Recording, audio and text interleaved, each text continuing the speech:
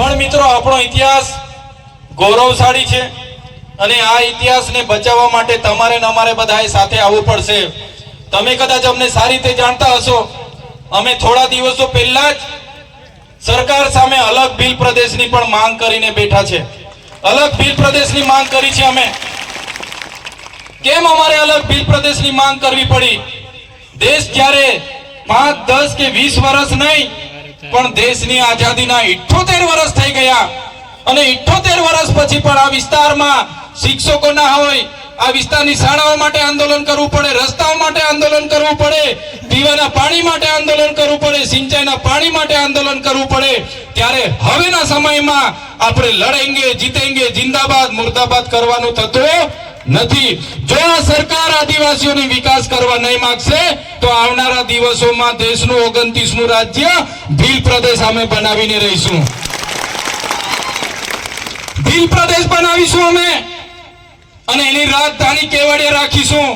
કેવડિયા અમે એટલા માટે રાખીશું કે કેવડિયામાં અમારું નર્મદાનું પાણી છે, ત્યાં અમારા વીજળી ઉત્પન્ન થાય છે, બાજુમાં છોટાઉદેપુરમાં રેતીની ખાણો છે, બાજુમાં લિગ્નાઇટની ખાણો છે, આંબા ડુંગરમાં યુરેનિયમની ખાણો છે, મહારાષ્ટ્રને પણ એટલું નજીક પડશે અને મધ્યપ્રદેશના જાંબુવાલી રાજપુરને પણ એટલું નજીક પડશે, રાજસ્થાનને પણ એટલું નજીક પડશે અને ત્યાં આપણી જળ જંગલ જમીનો છે। ત્યારે તમે તૈયાર રહેજો, આવનારા દિવસોમાં દેશનું 29મું રાજ્ય ભીલ પ્રદેશ બનાવીને રહીશું।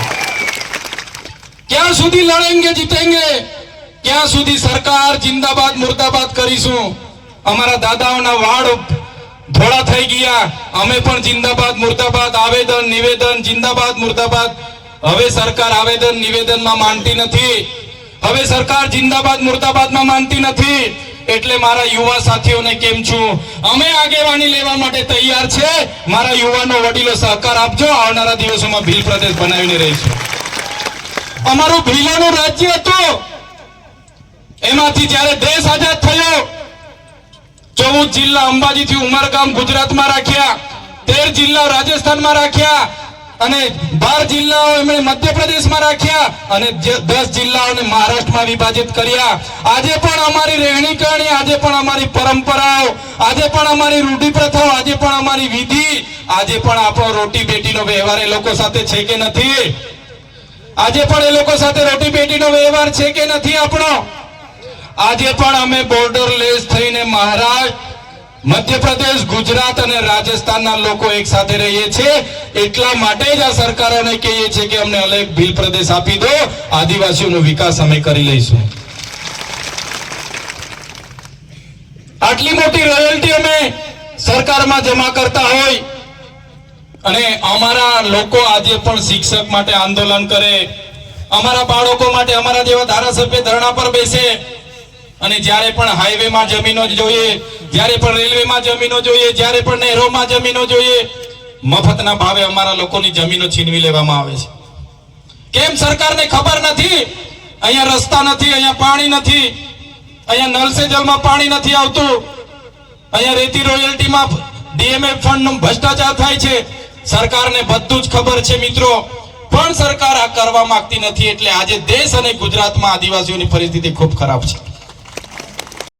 ગુજરાતમાં આપણે 15% આદિવાસી છે, દેશમાં આપણે 8% આદિવાસી છે, તો દર 7 વ્યક્તિ એક આદિવાસી ગુજરાતમાં છે, તો દર 7 જજમાં એક જજ આપણો હોવો જોઈએ કે નહીં હોવો જોઈએ?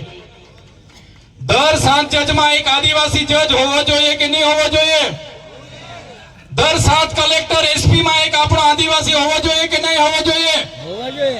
દર 7 રિયલ એસ્ટેટના બિલ્ડરોમાં એક આપણો બિલ્ડર હોવો જોઈએ કે નહીં હોવો જોઈએ?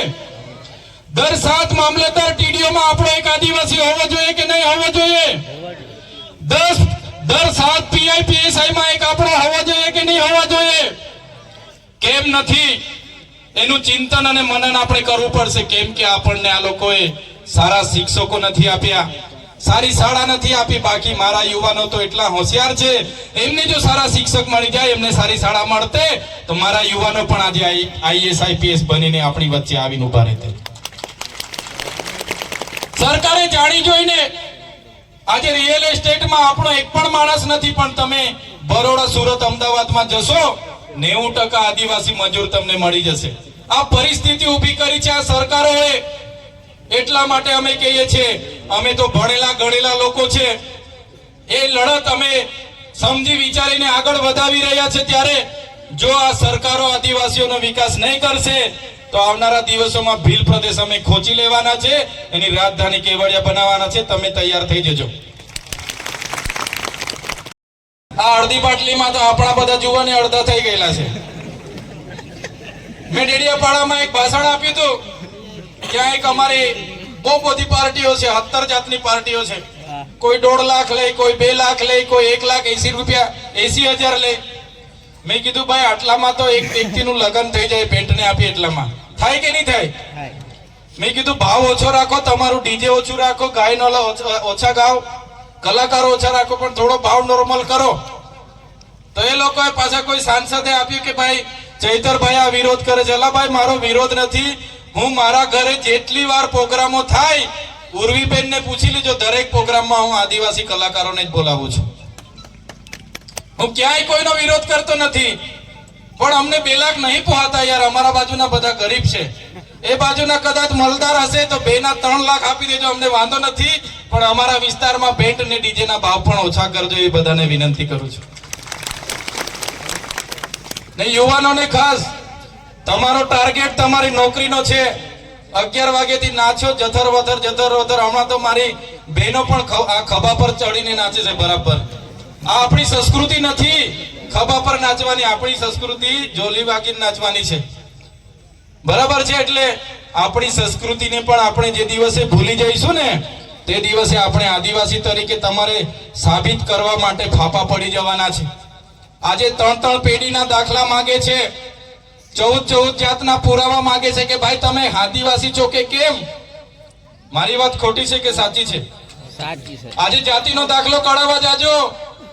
આપણા બાપ દાદાઓ અહીંયા મરીને જતા રહ્યા, દેવ બની ગયા, પણ આજે પણ આપણે આદિવાસી તરીકે સાબિતી માંગે છે. 14 જાતના પુરાવા માંગે છે, 3 પેઢીના પુરાવા માંગે છે કે તમે આદિવાસી છો કે કેમ. આવનારા દિવસો એ દૂર નથી કે આપણી લગ્ન વિધિ, પૂજા વિધિ, આપણી મરણ વિધિ, જન્મ વિધિ બધી સાબિતી કરવી પડશે. એટલા માટે જ હું તમને વિનંતી કરું છું કે આપણી સંસ્કૃતિ પણ જાળવો, આપણી પરંપરા, આપણી રૂઢી પ્રથા, આપણી પૂજા વિધિ. આપણે સૂર્યને પૂજતા હતા, ચાંદને પૂજતા હતા, આપણે વાયુ, નદી, નાળા, પહાડ, ઝાડ, વાઘ બધાને પૂજતા હતા. એને પણ આપણે ભૂલવાનું નથી. ત્યારે જ આપણી પ્રકૃતિ સાથેનો નાતો આપણો અજળ રહેશે. તો મિત્રો, વધારે વિશેષ નથી કહેતા. આજે તો સ્નેહ મિલનનો કાર્યક્રમ હતો, છતાંય મારા મિત્ર જગદીશભાઈ હોય, નિરંજનભાઈ હોય, ડોક્ટર જયરામભાઈ હોય, તમામ મિત્રોને મળીને આજે આનંદ થાય છે. સાથે સાથે અમારે ત્યાં પણ સામાજિક પ્રસંગો એવા બની ગયા કે અમે ઘણા લેટ આવ્યા, છતાં તમારો બધાનો ઉમંગ અને ઉત્સાહ જોઈને અમને પણ 2 વધારે વાતો કરવાની તક મળી. આ આયોજન કરનાર તમામ ટીમને હું અભિનંદન આપું છું.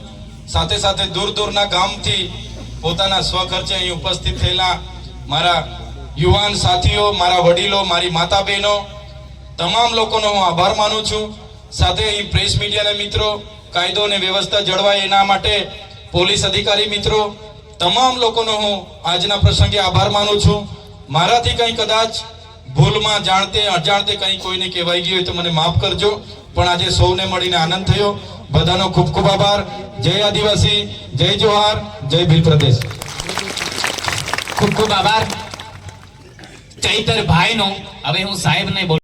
જોઈ શકો છો અહીં પ્રોગ્રામ પૂરો થઈ ગયો છે ને બધા હવે ઘરે જઈ રહ્યા છે, પોતપોતાના ઘરે, અને અમે પણ જઈ રહ્યા છીએ. તો વિડીયો તમને ગમ્યો હોય તો વિડીયોને લાઈક કરજો, તમારા મિત્રોને શેર કરજો, અને ચેનલમાં નવા હોય હજી સુધી તો ચેનલને સબસ્ક્રાઈબ કરી નાખજો, કારણ કે આવનાર વિડીયોની અપડેટ સૌથી પહેલાં તમને મળી જાય. ઓકે.